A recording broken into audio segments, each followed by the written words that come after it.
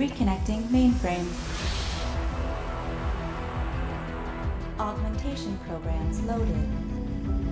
Topside assets ready. Initiate science protocol.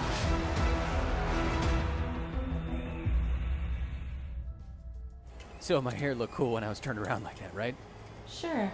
Nice.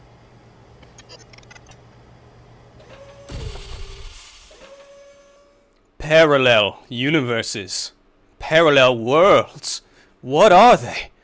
How could we interact with one? And did NASA just find evidence of a parallel world, a parallel universe, where time runs backwards? Well, in a word, no. No, it didn't. So in a story that dominated last week's headlines, at least sciencey headlines, that pretty much all of you sent this story to me, there was a breathlessly told tale of parallel universes detected by NASA in Antarctica, where time is running backwards, and it's crazy. That should be your first red flag. So let's go through this. What is a parallel universe? Well, a parallel universe is often in the same conversation as a parallel dimension, and these are two different concepts if you want to get theoretical physics-y, as we do. So a parallel universe is more of an offshoot of the many worlds interpretation of quantum mechanics, where every time there is a quantum system interacting with another quantum system, the universe, to have all of the events that could happen superimposed on each other, quantum mechanics is weird, to have all of those events actually happen, there has to be universes branching out and branching off. Many possible worlds, universes, accommodating all of those infinite array of choices. This is what provides a lot of fodder for Rick and Morty. Now, parallel dimension is more of an offshoot of another theoretical physics-y thing, string theory, which, that kind of thinking where there's an extra dimension, an extra spatial dimension to our reality as we see it. So right now, you experience X, Y, and Z coordinates. You can move through space, and these are 3 dimensions. And the 4th dimension, time. This makes space-time. So now you have these two conceptions, right? Now, how could you possibly detect a parallel universe? Well, this article from the New York Post, second red flag, not exactly a science journal, said that we got evidence of this because we detected weird neutrinos, like really high energy, ghostly particles that hardly interact with matter. The sun puts them out all the time. They get blasted out during a supernova. These neutrinos, and they were weird, quote unquote weird. Now, where they detected these neutrinos was in Antarctica at the Ice Cube facility, a facility that I'd like to visit one day, where they use many thousands of cubic meters of ice to enhance the detection rate of these ghostly particles. So these ghostly particles don't want to hit stuff, so they use millions of pounds of ice to hopefully get something to one of these neutrinos to hit an oxygen or a hydrogen. And then they can detect that. Now, 2 of these detectors, both the Ice Cube Observatory that was underground, and I forget the name of it, but there's also a balloon around the same area in Antarctica, which also looks for neutrinos, and one of these systems detected these weird neutrinos and the other didn't. Now, you wouldn't expect that to happen. You'd expect both of them to detect it and then try to figure out what's going on. But now the meat of the matter. That is what the paper said. We detected weird neutrinos. We need to get to the bottom of it, as good Antarctic scientists, of course, would. What the New York Post did was say, well, they probably talked to some physicist. They called some physicist unrelated to the paper on the phone. They're like, what could this be? And the physicist was like, oh, man, I get so many of these calls.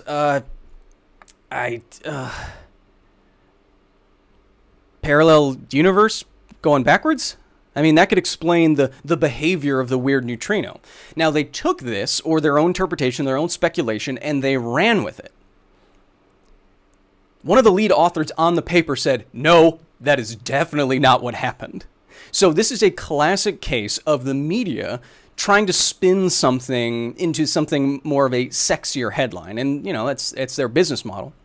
But in terms of science, you can't do that. You can't speculate further. And what this is harmful because it injects a kind of thinking that says, well, if we don't understand something, it's just as valid to speculate that it might be something way more complicated with no evidence. And this is what happens all the time with ufologists. Quote, ufologists, people who believe aliens have visited Earth in unidentified flying objects. They say, well, I don't know, it's unidentified. I don't know what it is. Therefore, it's this more complicated, convoluted, conspiratorial thing for which I have no good evidence. That doesn't make any sense. It's actually a fallacy to think in this way. So, no, NASA did not detect a parallel universe. We don't even know how you could detect a parallel universe if it was an actual parallel universe, and we don't even know if that theory is correct. And it doesn't have backwards time in it because it's not real. Welcome to Office Hours. Whew, I just thought I could use a little bit of fresh air. As I said, welcome to Office Hours, the podcast, the live podcast part of the facility where old Professor Kyle opens up his door to you, all my lovely swarming nerdlings, and I can answer a little bit of tidbits of sciencey, pop culture stuff, whatever you might be interested in. If you want to join the facility, get not just this, but everything else, our Patreon and our Discord, my security team will put it in the YouTube chat. A couple notes about today before we begin. I will try to get to as many questions and super chat questions as I possibly can in the chat. If you're doing super chat, don't do it during my segments, and because I'll probably miss it, but those are available. Do not spam the chat. Do not repeatedly ask me the same question, and everything should be fine. Otherwise, my security team in the chat, one of which who gave me $50 for no reason. Thank you, Jay. One of them will ban you, and that's fine. But before we get to everything, we already have some super chats going up. I just want to tell you what topics we'll be covering today. Of course, we were talking about parallel worlds, and we haven't found one, and neither did NASA, which I guess is we. We'll also be talking about camels dissolving bones. It's weird. One of my facility members, Heather, gave me this story, and I didn't believe it, and so now we're going to get to it. We will also be talking about a very, very cool Lego gear system that I've never seen before that utilizes gear ratios to make an absolutely bizarre result of maybe the slowest spinning wheel ever. I know I'm lagging here, but we'll also be taking one of your comments from peer review. From the last episode at the facility about Catwoman and her glass-cutting gloves, and finally we'll be talking about SpaceX and SpaceX launch. If you want to see and hear me talk more about SpaceX, you can join me after the stream on Instagram, where I will be going live with the one and only Cass Anvar from The Expanse to talk a little bit about it. But I'm guessing I'm lagging so much because, I mean, you can see the electricity behind me. There's a couple of short circuits in here, so let's go to the chat, see what you have to say. Okay. So Morgan Freeman says from Vance 1982, Didn't Morgan Freeman have an episode of Through the Wormhole where a segment about parallel universes in the episode about the edge of the universe? Well, yes, there is an idea that if parallel universes exist, you might be able to detect them by how they quote-unquote bump up against each other. So if one universe, think of it like a bubble or something. If one universe was bumping up against another universe, you might be able to detect that. I believe that's what Morgan Freeman was talking about. Zihu, hey, I used to live in China too. I should be able to. Hey says, hey, love the show, Kyle. Good job. Hey, thank you so much. I appreciate it. I'll try to get to everything super chat and non-super chat related if I can. So let's keep going. Nico Simon says, so that Californium, I mean, non-villainous things, right? I don't know why people think that I'm any kind of... It's just because there's, a pet kaiju, and there's a lot of electricity going around, and I wouldn't worry about it. And just because, I happen to drink literally from invisible cups that I'm not working on as a technology, I wouldn't worry about it too much. It's a cool cloaking tech. Harry Potter ain't got nothing on me. I'll fight him. I'd fight Daniel Radcliffe. He's like this tall, literally. I've met him. Philosophical question says, what would you say is the hardest part about your job? Actually, so writing and researching is hard. I have a background in science, so it's easier, I guess, for me to do my own math and my own research and interpret stuff. But honestly, performing is the hardest part. Having to be interesting, coherent, and remember your lines, remember what you want to say, how you want to say it, and be energetic and funny and interesting, hopefully, for many hours at a time when you're shooting something, or like this for a full hour without barely taking a breath. That's hard to do. I'd say live streams are almost the hardest thing that I do, but I like the challenge.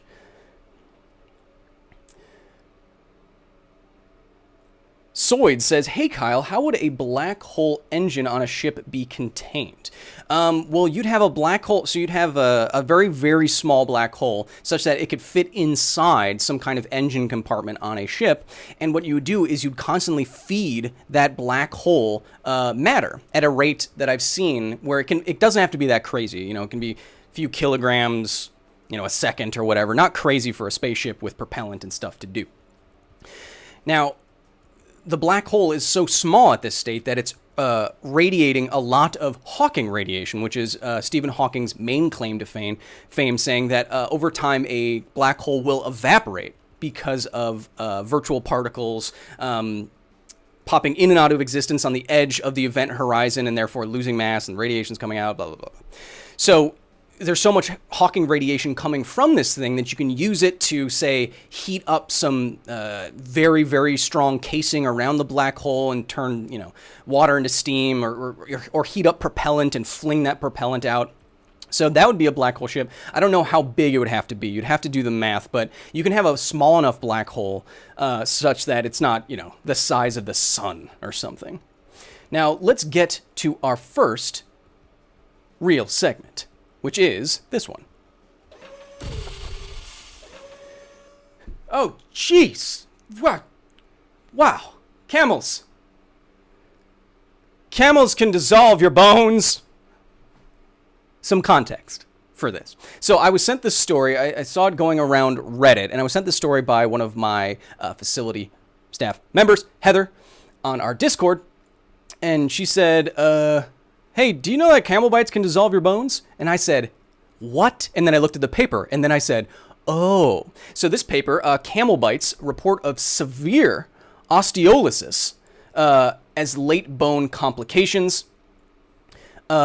This is a paper from 1989, so it's an older paper, but what it does is it looks at the case studies, 4 or 5 case studies of men in later in life who have been bitten by camels. And what they find is that in these cases, there is, as the paper title says, severe osteolysis, which is just a fancy science word for saying that the matrix of the bone is being reabsorbed by the body. So it's not like the camel has some sort of bone-dissolving bite, although Kevin, put bone-dissolving camel bites on the list. Thank you. So it doesn't have like bone-dissolving venom, even though that'd be pretty sick. No, rather it causes the bone to wither away and reabsorb itself. And this is due a lot of the times when a camel bites you or another animal bites you. I didn't know this, but bone deterioration and reabsorption after an animal bite is very common.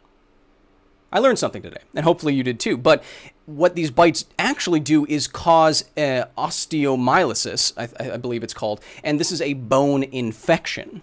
And so these bone infections can kill the bone and destroy material, or, you know, a bite could literally, you know, fracture a bone and can cause a lot of damage, and then the body will reabsorb the bone. I'm laughing because so camels in particular in this case study really caused this bone reabsorption thing. So you could say their bite kind of caused dissolving bones. But what you may not know is that camels are really mean. And I don't say mean, it's not like the animal has mean intent. Although the paper does say that sometimes when, if you mistreat a camel for long enough, it'll wait until you're not paying attention and then it will bite you. So sometimes I guess they do. But the animals aren't evil or anything. They just, it's very common to have a camel bite you when you're a camel handler. You're trying to handle a very ornery animal that doesn't want to always do what you want it to do, and so it bites you. like I said, what I did not know is that these bites are really, really bad. So let me read you a sentence from this paper, a couple of words that I've never seen strung together before. The upper limbs were involved in 94% of cases. The injuries sustained varied from deep wounds, such as avulsion of the scalp, that's the entire top of your head ripped off, traumatic tracheotomy, that's literally having your throat ripped out, gas gangrene to fractures, so severe infection to your bones, and amputations and decapitations. Yeah. So, camels, when you piss them off, they might rip your throat out, and then your bones might dissolve. And if that doesn't sound like one of the most scary / badass things you've ever heard, oh man. Okay, let's get back to the chat. Talking about bone dissolving camels for a good 5 minutes there. That's fun. Josh Orton says, can you use neutrinos to interact with antimatter? Well, you don't need anything actually crazy to interact with antimatter. Antimatter is just normal matter with an opposite charge. And so, you can have an electron with a negative charge and a positron, which is basically an electron with a positive charge. Now, when they meet, they annihilate according to E equals mc squared, and they release a lot of their energy because that their mass energy is released, multiplied by the speed of light, squad.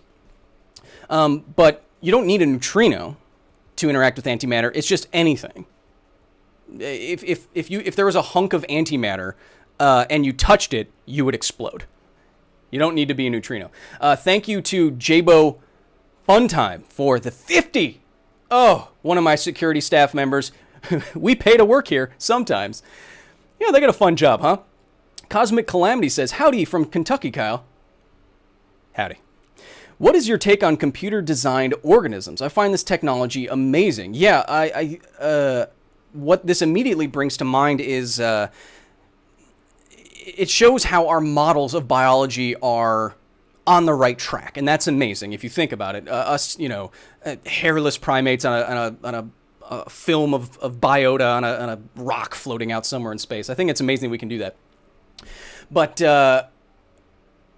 so what this brings to mind, computer design animals. I'm not up on all of the technology myself, so I'll say this other example. Richard Dawkins, in one of his early books, was talking about just how evolution can come to a logical endpoint of a conclusion. What they did was build a computer program that would try to make the best spider web.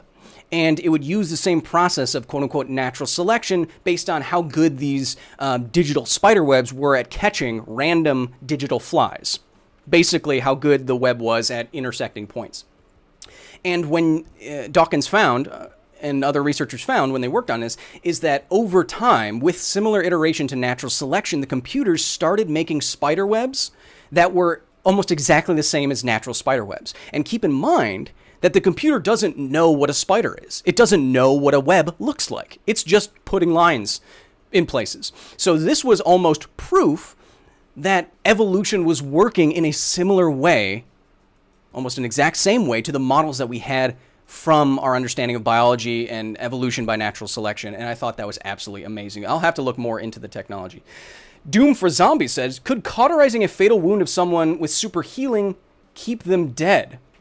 Oh, that's interesting. So I think what you're saying, Doom, is that if you prevent the material from regrowing, quote unquote, then could that keep them dead if they were... Okay, so I don't know, because you've seen Wolverine be burned all over his body, at least in the films, and that still all grows back. And what cauterization actually is a very delicate application of heat in a controlled way. And if you're cauterizing like that, and he can recover from, standing behind a nuclear blast, and still recover, I think that the cauterization isn't really going to do anything. Vance 1982, again, with the 5 buccarinos, as the kids say. Hey, what's your opinion on Darkseid's Hell Spores? I think you just might want to add it to your armory. I don't have an armory. I'm not even looking into that. Kevin, look up Darkseid Hell Spores. Nico Simons again with the 10. Piggybacking on the black hole power, have you considered doing an episode on the TARDIS's power source, being a sun taken and frozen in time at the end of its life? Oh, a sun frozen in time. Well, the problem is with that interpretation of how a TARDIS can power itself, I think, is that if you have a sun frozen in time, fusion is a time process. Everything is a time-dependent process. And so if you're not having fusion over time, you're not going to be generating the radiant energy that could power some sort of ship. So I think they got it wrong there. But, you know, why does David Tennant always look like in that show like he just smelled a fart and he doesn't know where it's coming from? Here, look. You know what I'm talking about. John Martin says, I first thought it said NSA found evidence of a parallel dimension. I was hoping that meant that any official copy of both the Berenstain Bear books had been found, which proves the Mandela effect. Yeah, if there was actually parallel universes, you would be able to prove the weird application of the Mandela effect that says there's parallel universes, and I'm not wrong. That, again, the Mandela effect is another example, like UFOs, like this NASA story, where it's like, well, we don't know. It's more likely that the universe is different than I'm wrong, which is never, I don't think that's ever really a good place to be. So let's move on now to our next topic. Hold on your super chats, your super chatums. I'll get to them. Let's go to our third topic for today. So, a Lego contraption. I will put this into the comments. I'll put this in the description after the live stream, but there is a YouTube channel that is called, if you want to go to it right now, the Brick Experiment channel, and this is called Making a Google to One Reduction with Lego Gears. Now, what this is putting a lot of Lego gears in sequence such that the gear ratio keeps increasing. You're multiplying each time. So if you're connecting a two-teeth gear to an 8-tooth gear, and then you keep doing that with different sizes of gears, as you can see here, and then, you know, resetting it, setting all of these up in a chain, and then putting that back down to like a two-tooth gear, and then putting that on a giant 168-tooth gear. Now, eventually, if you multiply all of those numbers together, you're going to get a giant number. And they go through on the channel a good demonstration. This is basically how a mechanical clock can work. When you have different gear ratios and a certain spinning speed, you can make one gear spin, you know, once every 60 seconds. And then attach that to another gear in a certain way with a certain number of teeth and their gear ratio between them, where it spins once every 24 hours or whatever, or once every hour. So that's how you can get basically a clock.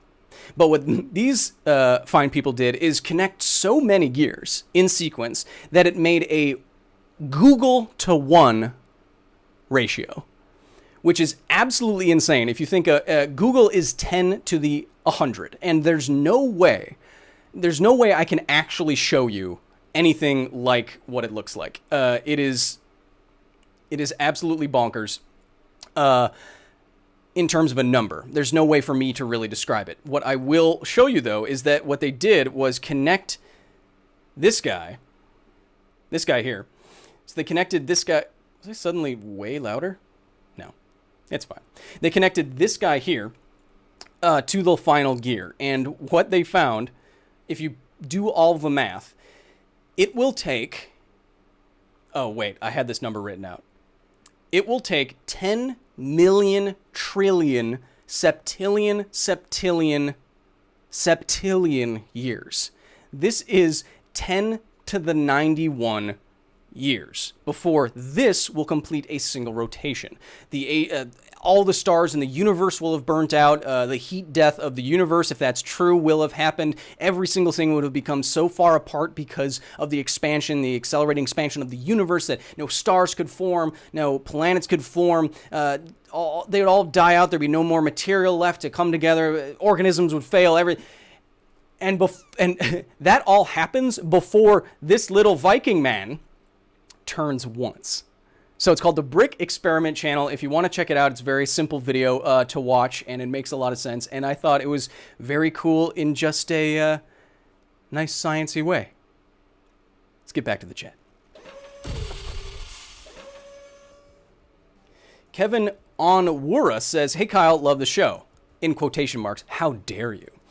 How can one travel back in time by moving faster than light? I would think the traveler would only be affected and not everything else. Maybe the traveler's cells would get younger. So I'm gonna, the biology part is hard. What I will say is you can travel backwards in time theoretically if you go faster than the speed of light. And you can do this, well, you can visualize this. I've gone through this in a number of episodes with you. But if you diagram your light cone, basically, this is just a visualization of every place you could possibly go in space-time. And it looks like a cone, because on the edges of this cone, you define the speed of light. You define distance over time, distance over time, and then that slope would be a velocity. So at some point in space-time, you have this boundary, the cone, where you can't go faster than light. So if you were moving along, you could only go within the boundaries of the cone. This probably looks weird, but this is my world line. This is, wow, holy just a second, wire dodge. Wow, if this is your world line, you cannot go outside it. If you were able to go outside of it, you would be technically in elsewhere. And then you could travel outside of your light cone and go to the bottom of your light cone, because the boundaries have no meaning for you. You can go outside of your light cone into the past to re-meet yourself in the future. That would be absolutely insane. Wire dodge! Kevin! Get him a plaque! We still don't have plaques. Well, you could use some of this for the plaques. Anyway, Wire Dodge with the $500 donation, who just says, keep it up. I cannot thank you enough. Look, this podcast is really fun, and making facility episodes are really fun. At the end of the day, I just hope that I can be a good teacher if I'm good at this at all. I just hope that I can be a good teacher for anyone who didn't get a great teacher growing up. That's all I can ever hope to do. And Wire Dodge, you're helping me do that substantially. So thank you so much. Let me freak back out for a second. Yeah, let's get some emojis in the chat for Dodge. What a person. I am Nick 3 says, if you are on a really, really far away planet and look back at, holy you don't have to do that, you guys. You really don't. No. Okay. I am Nick 3. Okay. So, Kevin, get on the plaques thing. We need so many more. Wow. Okay. So, Nick 3 says, if you're on a faraway planet, you look back at Earth, would you see the dinosaurs? Let's get some firm handshakes and hearts in the chat. Yes. So technically, everything you look at is in the past. Even when you look at yourself in the mirror, because there is some distance and there is a set time that light has to travel, because it's a set speed, set velocity. Because of that, everything you see is in the past. There's always a time delay. You in the mirror, a foot away from the mirror, there's a nanosecond time delay. You have never seen yourself in the present. And this only extends further and further out when you get further and further away from something. So if you were 65 million light years away or more from the Earth, and you could see the Earth and resolve it, which you'd need a telescope like diameter-wise many times wider than the sun. I don't know if anyone could do this, but you would in fact see dinosaurs. Let's get Kitchen Ninja 17 with the $500 donation says, break the Kyle. Consider me broken. That is far too generous. That is a lot of money. I'm sure you could use that on, I don't know, a baby pool full of hand sanitizer. Oh, I wonder if that would feel amazing with all the evaporative action of the alcohol. I'm not going to use your donation for that. But thank you so much, Kitchen. You are, what can I say? This is all for you. This is all of this is all for everyone. Oh, man. Yeah, thank you. Thank you. Definite mad lads. This is incredible. Let's hold off on the donations for just a second, all the super chats, and let's go to our next segment, which is this one. Peer review. So, as you can see, we are getting to our award-winning segment where we take a good comment from the last episode of The Facility, and we highlight it because I think it adds something to the channel and the content and all that stuff. And, you know, it's not... This peer review isn't even, like, very similar to other stuff that I've done.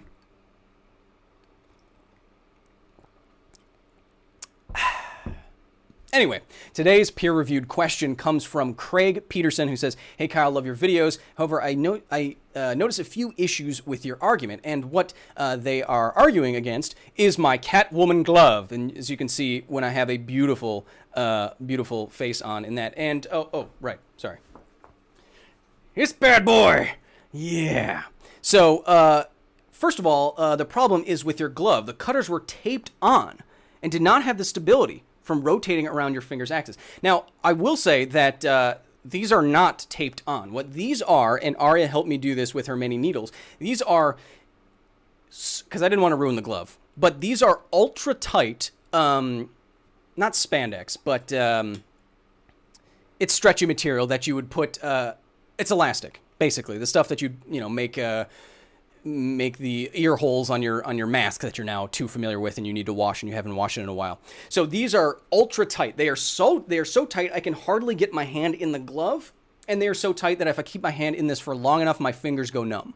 So they are very, very tight, although I will agree with you, there is wiggle room here, but not as much as you expect. Secondly, Catwoman scores on the glass, assuming that it's possible to do that with your fingers. She's making a score with each finger. Now, I also agree, but what I was doing...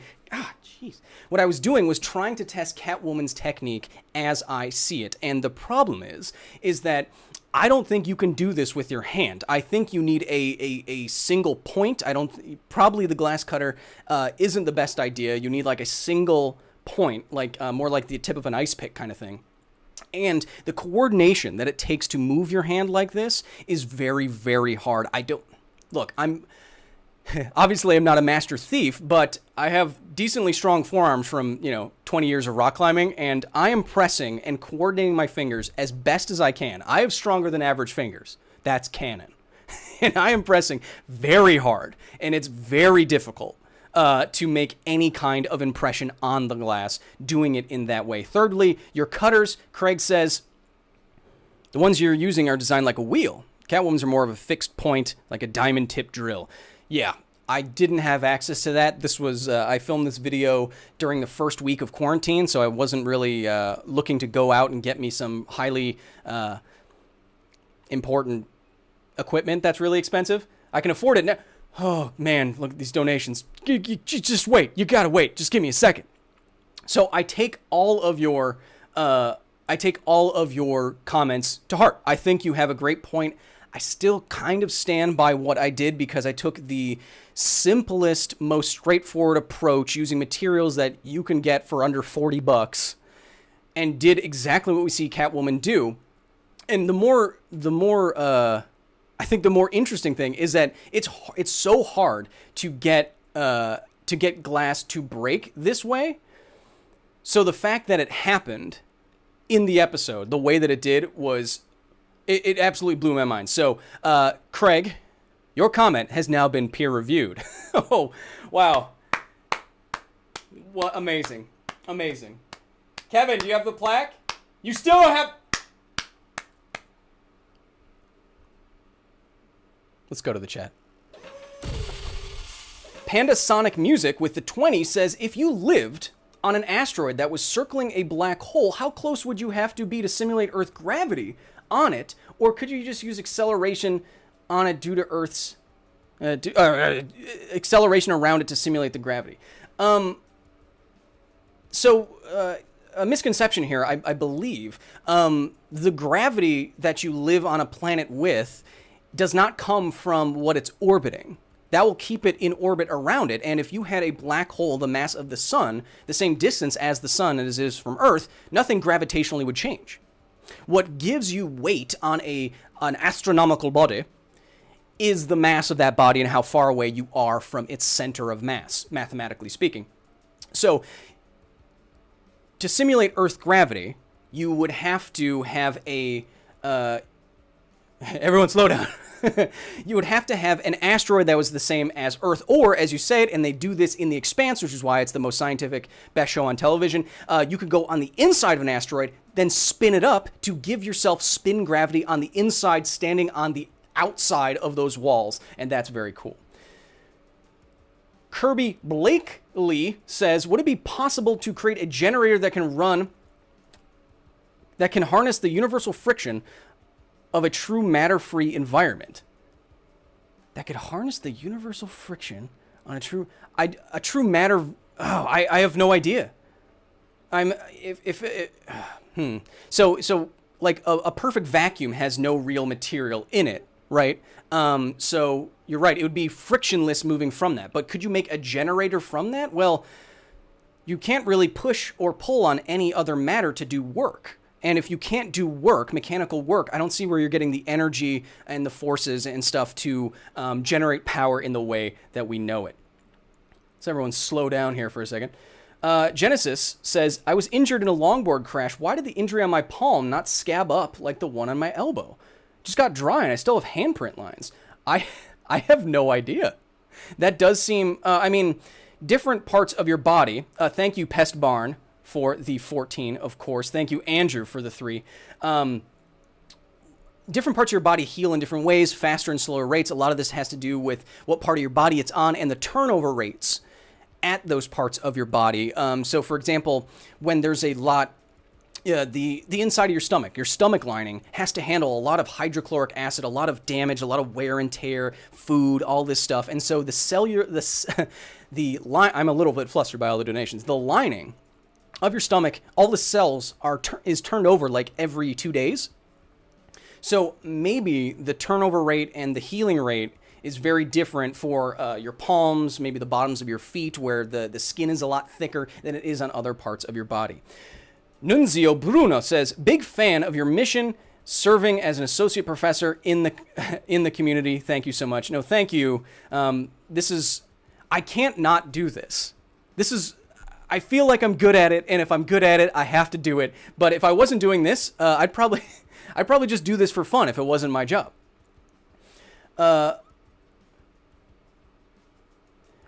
Forgotten Atheist says, hey Kyle, what is the possibility that GRB numbers is a white hole opening into our universe? Well, I think the possibility is probably pretty low because we've never observed a white hole and they're entirely theoretical. We have the same issue with wormholes, which are very popular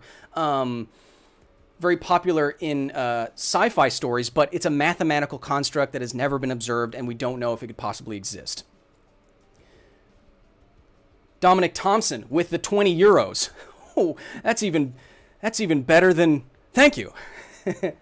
Another, I don't know what that symbol is. Is that pounds? I like that. Stuck in the riddle with Clue, Stuck in the Riddle with Q, which I think is a phenomenal name. No question, because you have enough to answer right now. That's absolutely right, I do. Rocky with the 20 says, love all your videos. Thank you so much. Being Crimog with 5 says, being not a supervillain at all, it's expensive. It is. So let's get to our next segment. Let's hold off on the super chats for just a moment. You're seeing all these amazing honorary facility members up here. Let's get to our last segment. Yes. So the SpaceX launch. This is happening tomorrow. And I want to talk just a little bit about it. I'm not a spaceflight expert, but why is this Why is this, it says Savage, by the way. Why is this important? Well, because this is the first time a private spaceflight company has sent astronauts anywhere. And that's important because it can't always be NASA. Depending on, the current administration or the next administration or what have you, funding can always change. And so to really make spaceflight explode and be more available to more people, you need this kind of thing privatized, other people taking the risk. And that's what SpaceX is doing here. So tomorrow, and then there's also launch windows later if tomorrow has bad weather. But tomorrow they're sending up some astronauts to the International Space Station. And this isn't just some publicity stunt. These astronauts are going to go and live and work on the International Space Station. And it's going to be launching tomorrow.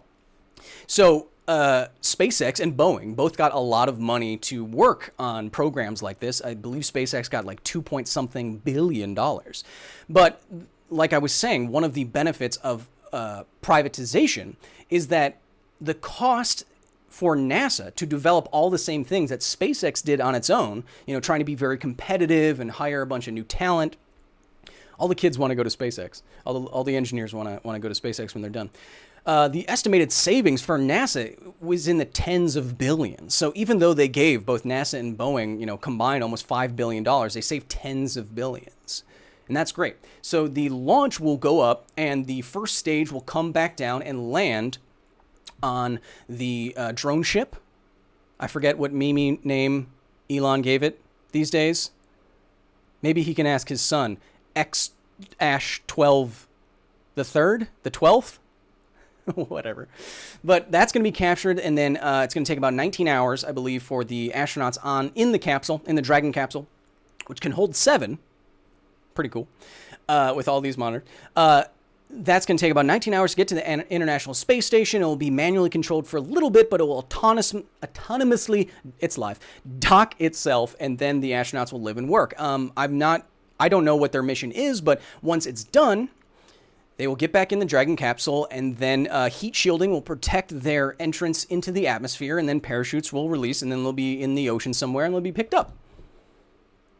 And if anything goes wrong tomorrow, a similar thing will happen, where the capsule will separate, and then they will fall back into the ocean with parachutes, and then be picked up later. So this is a big step. This is a don't get a mistake. I mean, from the big steps that SpaceX has already taken, showing the feasibility of the reusability of rocket stages and fairings. That was a big step, showing that it could be many, many, many times cheaper. This is the first time that the company in the United States is sending astronauts anywhere since the last spaceflight launch with the shuttle. Until that point, I believe we are paying tens of millions of dollars per seat on the Russian Soyuz spacecraft. And so now we can bring, at least, NASA can bring with these private companies some of that responsibility, some of their own missions back into the country. And it's a big step. And I hope everything goes perfect. I really do. Let's get back to the chat. Will this launch be live streamed? Misting Wolf says, yes, the launch will be live streamed on SpaceX.com and NASA TV. Just search for it. I'm sure there'll be tens of thousands of people watching. It's tomorrow. You'd have to check on the time, though. I don't know off the top of my dome.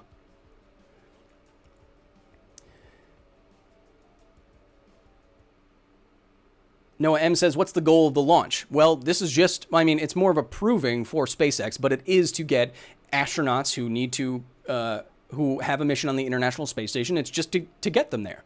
But up until this point, it's always been some government entity. This is the first time. It's a private company. That's why it's a big deal.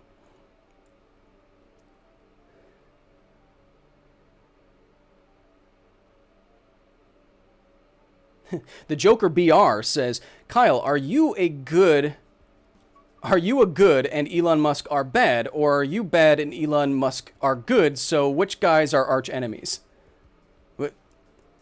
What? I think, oh man! Another big donos, baby. So, okay. All right. I see the stream delay is just caught up. Elon Musk does a lot of things well. I just think he gets sidetracked by trying to become a meme, which is sometimes detrimental. We have Dominic Thompson with another 20. If privatized space exploration becomes more common, do you think space colonies might be possible in the future? Well, it would definitely make it more possible, wouldn't it? And with 7 seats available on the Dragon capsule, there is room for space tourism now, and Elon Musk is already charging millions of dollars per seat for them. We have a $100 donate, Kevin. $100 from Nixter Magster, who says, how big of an impact do you think disproving the simulation hypothesis would have on mankind? Now, I have a similar thing with free will, whereas it is whether you have it or you don't, whether you live in a simulation or you don't, it doesn't really have to change your day to day. Either you don't have free will and everything you do you are going to do forever, or you're in a simulation and you're just simulating whatever you're going to do that the computer said you're just going to do. It doesn't really change anything. You can't escape it. You can't get outside of it. All the physics in the universe are still the same. You can still live your life and you can still matter. That being said, I think it's a useful illusion for social creatures. I do not personally think free will exists from the scientific angle and scientific evidence that we know of, but I do think there'd probably be some social upheaval if you could prove free will didn't exist, because that illusion of free will is useful in determining how our society functions. And so I think if someone could prove that we're living in a simulation, I think it would cause a lot of chaos. Pest Barn, another 100, says, the social isolation right now is really starting to affect my mental health. Thank you so much for keeping us company tonight. Pest Barn, as you can see, it's not just you in here. We're all here for each other during these times. I'm very humbled that I can be some sort of distraction. I know it's hard to stay motivated, but no, like I said, whether you're not feeling great or you don't have free will or you're in a simulation, you still matter. Because you matter. And the only way to make this life worth living is to just live it. That's all you can do.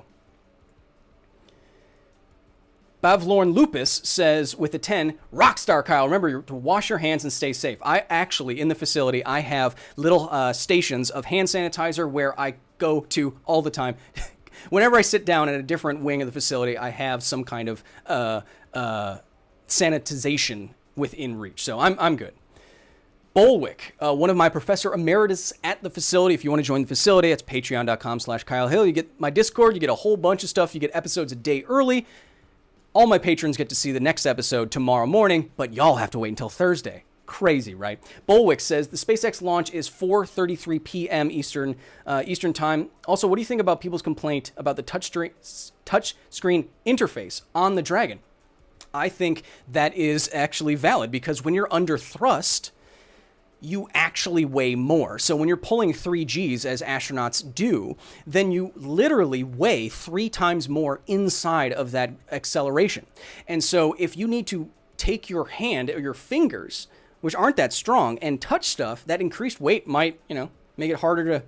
This is exactly what happened in The Expanse, because the show's so good, with the Epstein drive, where he was testing a drive, and because the things were touchscreen, he started going so fast that he couldn't lift his hand up to press stop, and he had just accelerated until he died. Frankie Built with the 20 says, you're a huge reason I had the guts to start a channel. Thank you so much for being a freaking cool guy. Favorite Iron Man suit ever, MCU or comic? Go. Well, thank you, Frankly Built. Good luck on your channel. I hope I'm happy to be of any help that I tangentially could be, but I like the nano suit because it can make different parts at will. It's much more dynamic, but the original suit is just hella cool. They didn't license Iron Man from Black Sabbath for the first movie. They were supposed to play it during the movie, and they didn't, and I was so angry. Reaper of the Trolls with a 15 says, your supervillain name should be Kyler Hertz. No, my supervillain name, if I was one, which I'm not, would be Heil Kill, which A, sounds kind of World War II-y and has kill in it. It just screams evil. Once I was getting my oil changed for my, let's just say, car, and the guy put in my name wrong like that, and he said, Heil Kill, what are you, some kind of assassin? And I didn't say anything, and I was wearing sunglasses, and he cracked up. It was a good interaction. Remember people? I do too.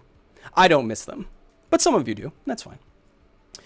Olivia Yates says, oh, you don't have to do that, Phoenix. Anyway, Olivia Yates says, I live on the California coast and have witnessed some of the effects of climate change. Of course, I must ask now, how implausible is the water world scenario? Well, Olivia, I don't think we're going to get to water world scenario, but once all of the, if all the glaciers melted and everything, the worst possible thing, sea levels would rise very, very significantly. There's also an expansion of water effect, but it would rise significantly enough that most of the human population lives on the coasts, just in general, of the world. And so if coasts flooded, even if it raised 20, 30, 40 feet, it would displace enough people to make it a giant national security risk.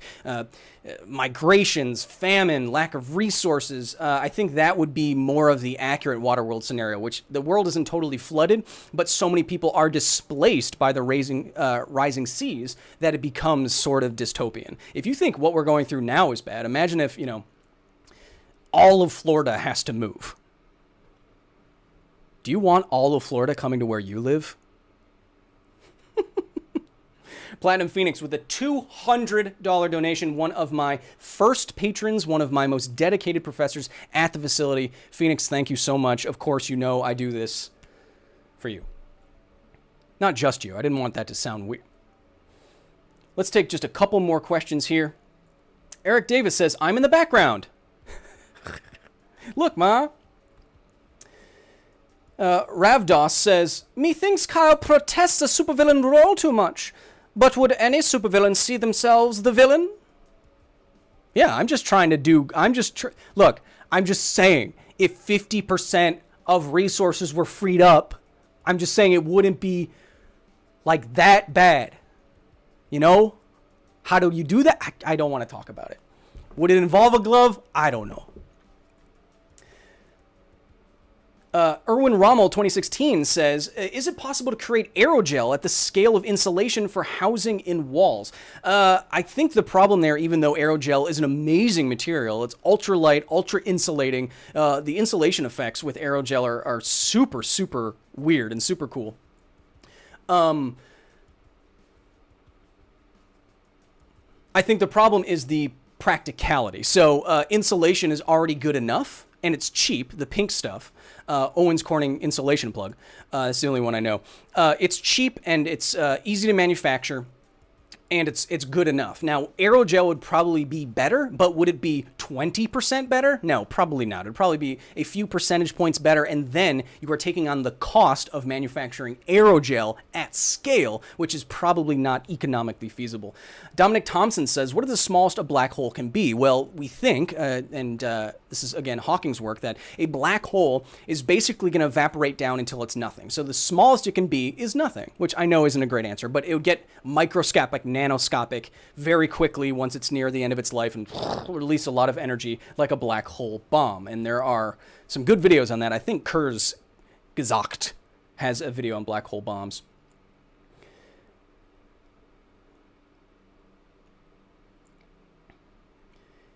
Hey Kyle, Blondie Kid 42 says, hey Kyle, magnificent hair as always. Ooh, ooh, ooh, ooh. Creepy asterisks. Do you believe that the dead space necromorph mutation and the formation of a brother moon is plausible? Dead Space is absolutely terrifying. It's one of the best horror games I think ever made. It makes Resident Evil look really cheesy and really silly. Moving and shooting at the same time. Whoa! I don't know if it's possible. Zombies, bringing something back from the dead is not really biologically feasible. But some sort of infestation, some creature, something that could take over a body, zombify it, control its behavior, and change its morphology. I think, yes, that is possible. We see that happen with ants and tarantulas and all that stuff, and they start looking gross. Reaper of Troll says, could you use a Fourier series to transform to create a laser that's not only hot, well, that's only hot where you want it to be hot? I have no idea. I know you can create I know there are laser setups. There's a really cool thing, if you want to search for it, they're called voxels. And what this laser technology does is it focuses a couple laser beams on a specific point in the air in three-dimensional space, and it creates a little ball of plasma there.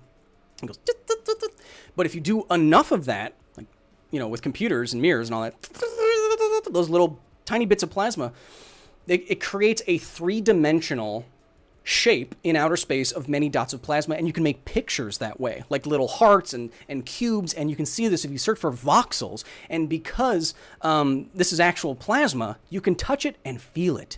It's very, very cool.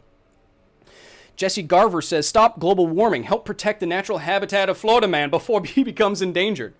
Yeah, and Florida people have enough problems with, you know, invasive lionfish and the pythons all over the place. And all the guys in the gas stations at 4 a.m. Crazy. So I think with that, let's stop the chat. And let's go back for a second, even though I know I'm going to lag, to my favorite place to be.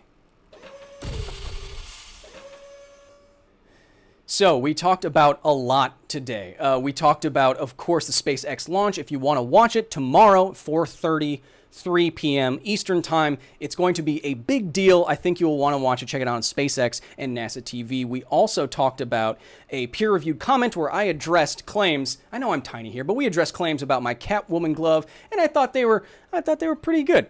We also talked about a Lego gear video that had a gear ratio of a googol to 1. That would take so long to spin just one minifig that the universe would have died out. You should check out that video.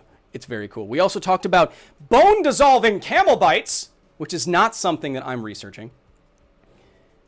And finally, of course, we talked about parallel worlds and how we did not find one, and it's not running backwards in time because it doesn't exist. Before we go, of course, I have to say... Nicholas Hogan, who is one of my emeritus professors, getting outflexed by non-emeritus? No way. Here's 100.